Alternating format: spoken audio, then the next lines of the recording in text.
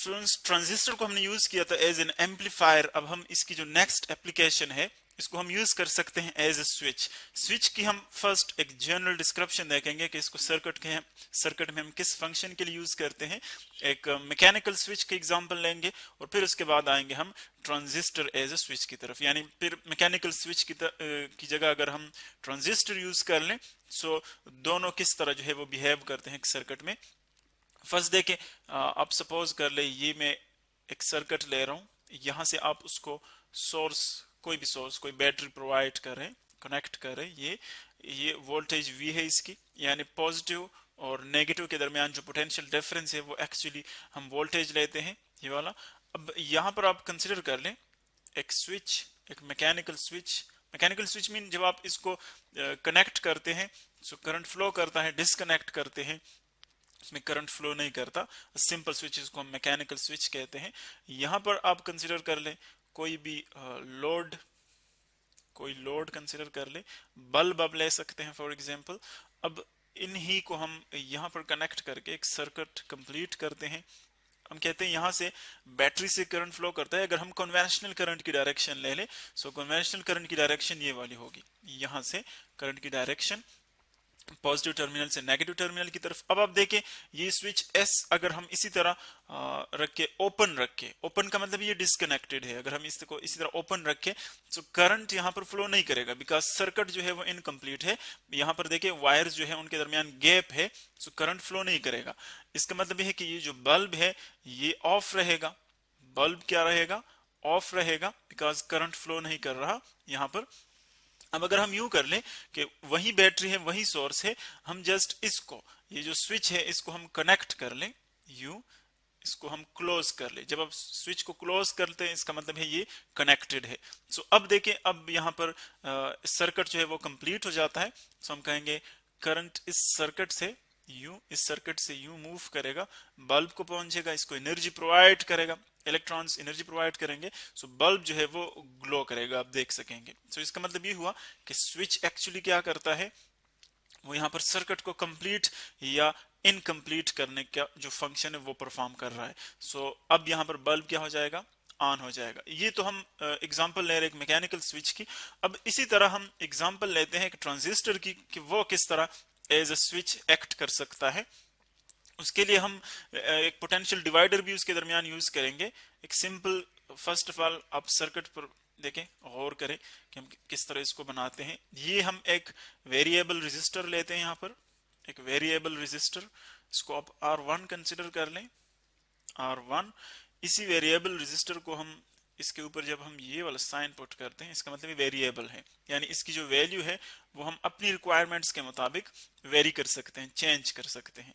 इसके साथ सीरीज में यहाँ पर हम कोई सेंसर जो है वो कनेक्ट करते हैं। सेंसर पर हमने बात की थी कि ये एक ऐसा कंपोनेंट है आपके पास कि वो किसी फिजिकल क्वांटिटी में जो चेंज होता है उसको इलेक्ट्रिकल सिग्नल में कन्वर्ट करता है। जिस तरह के लाइट को फॉर एग्जांपल हम इलेक्ट्रिकल सिग्नल में कन्वर्ट करते हैं या हीट को कन्वर्ट करते हैं, तो ये सारे क्या हैं? सेंसर्स हैं। और जो इसका बेस्ट एग्जांपल है वो हमने थर्मिस्टर लिया था कि वहां पर टेम्परेचर चेंज को हम कन्वर्ट करते हैं इलेक्ट्रिकल सिग्नल्स में। सो ये आ गया, ये आपके पास वो सेंसर है। हम जनरली इसको सेंसर कह सकते हैं, यानी कोई भी आप इसकी एग्जांपल ले सकते हैं। लाइट की जगह आप इसको यूज कर सकते हैं, आप इसको हीट के लिए यूज कर सकते हैं। सो जनरली हम इसको सेंसर ही कहेंगे। अब यहाँ पर ये जो रेजिस्टेंस है, इसकी रेजिस्टेंस डिपेंड करता है फिजिकल क्वांटिटी पर, फिजिकल यानी लाइट पर या हीट पर। तो इसीलिए इसका जो टेम्परेचर है, सॉरी जो रेजिस्टेंस है वो भी उसके साथ साथ वेरी करेगा। यहां पर आप ले लें यू, यहां पर एक बल्ब आप कंसिडर कर सकते हैं फॉर एग्जांपल। एक सिंपल सर्किट ड्रा करते हैं, बाद में हम इस पर बात करते हैं कि इसको हम किस तरह डिटेल के साथ समझ सकते हैं। ये यहां पर हम 2 पॉइंट्स लेते हैं, एक को आप कंसिडर कर ले 6 वोल्ट पर है ये पॉइंट, और एक पॉइंट यहां पर हम लेते हैं जो कि हम 0 वोल्ट्स पर लेंगे, ग्राउंडेड है, यानी दोनों के दरमियान जो पोटेंशियल डिफरेंस है वो है 6 वोल्ट का। ये आ जाएगा सोर्सेस कोई एक सोर्स आप कंसिडर कर सकते हैं इसमें। ये सर्किट हमारे पास कंप्लीट हो रहा है, इसको आप कनेक्ट कर ले। सर्किट को कंप्लीट करने के लिए इसको कनेक्ट कर ले।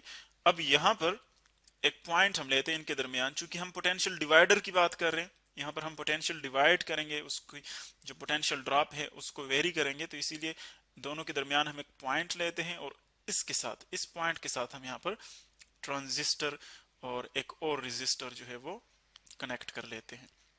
ये वाला जो R3 रेजिस्टर है, ये बेसिकली इसका फंक्शन सिर्फ यही है कि जो ट्रांजिस्टर के लिए करंट आ रहा है उसको हम लिमिटिंग रखना चाहते हैं, यानी उसकी जो वैल्यू है वो हम यहाँ से कंट्रोल करना चाहते हैं। यहाँ पर ट्रांजिस्टर आ गया, ट्रांजिस्टर का सिंबल ये है, ये ट्रांजिस्टर का सिंबल यहाँ पर हम पुट करते हैं उसको।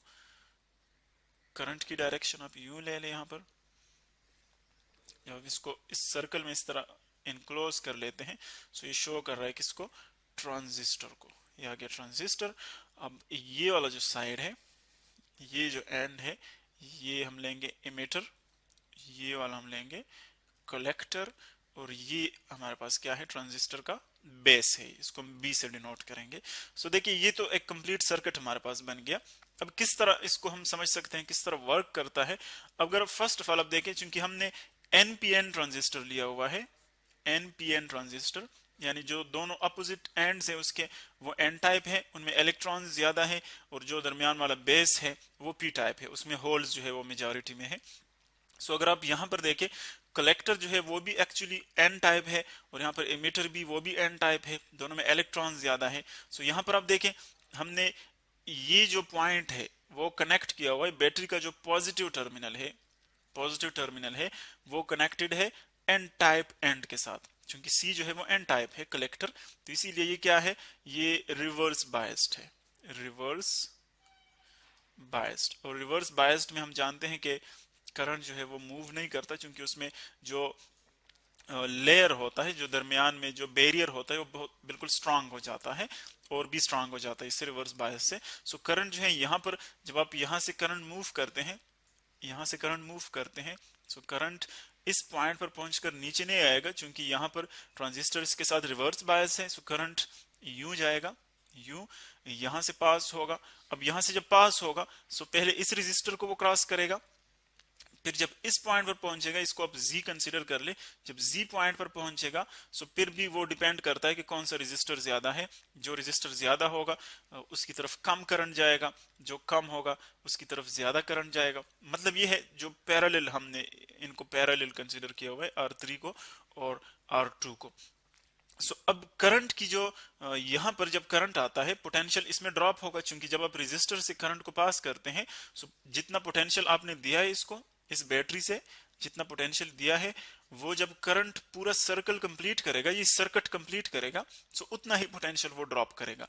तो इसका मतलब ये है कि अगर फर्स्ट सपोज हम ये वाला जो सेंसर है, फॉर एग्जांपल ये आप लाइट के लिए कंसिडर कर ले, अगर इस पर लाइट पड़ रही है इस सेंसर के ऊपर, तो इसका मतलब ये है कि इसका रेजिस्टेंस कम हो जाएगा, क्योंकि लाइट पड़ने से इसमें फ्री इलेक्ट्रॉन्स आ जाएंगे, फोटॉन्स एब्जॉर्ब करने से फ्री इलेक्ट्रॉन्स आ जाएंगे, फ्री इलेक्ट्रॉन्स आ जाएंगे तो इसका रेजिस्टेंस कम हो जाएगा, और इसका रेजिस्टेंस कम हो जाएगा, तो इसका मतलब क्या हुआ कि यहाँ पर पोटेंशियल ड्रॉप जो है वो ज्यादा होगा R1 में, और यहाँ पर पोटेंशियल ड्रॉप जो है वो कम होगा। तो इसका मतलब यह है कि जब ज्यादा से ज्यादा पोटेंशियल यहाँ पर ही ड्रॉप हो जाएगा R1 में, तो Z पॉइंट पर कम पोटेंशियल मिल जाएगा, कम पोटेंशियल यहाँ पर पहुंचेगा।